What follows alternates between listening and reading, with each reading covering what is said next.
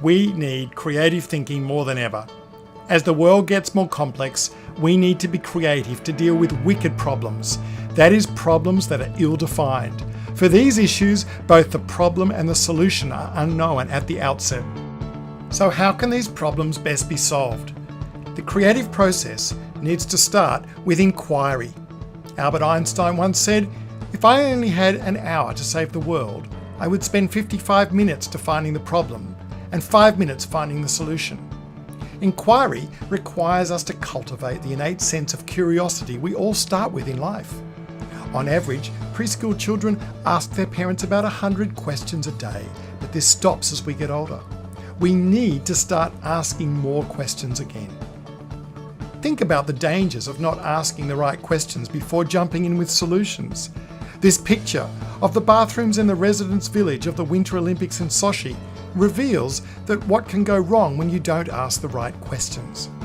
Despite being the most expensive Olympics ever, it looks like the designers may have simply failed to ask the right questions and just ended up doing what they were told to do. They didn't put themselves in the position of the end user. The important and difficult job, says management guru Peter Drucker, is never to find the right answers, it's to find the right questions. Questions can not only open up possibilities, but if used well, they can provide focus and direction for providing creative solutions.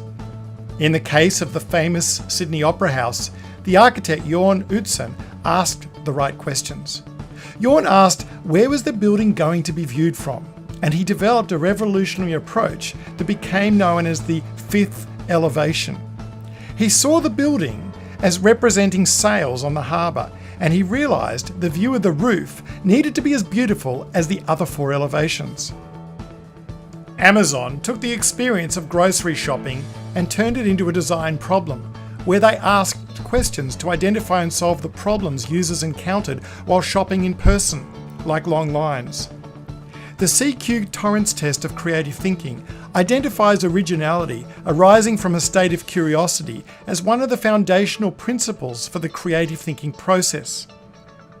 The secret to cultivating curiosity is asking the right questions to get the most original answers.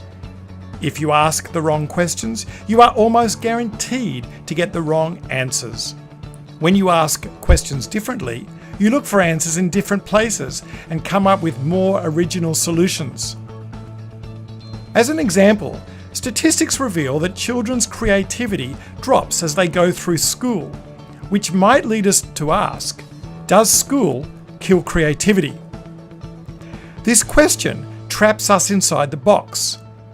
By changing the question to why does creativity drop off for children over time, we open up more possibilities.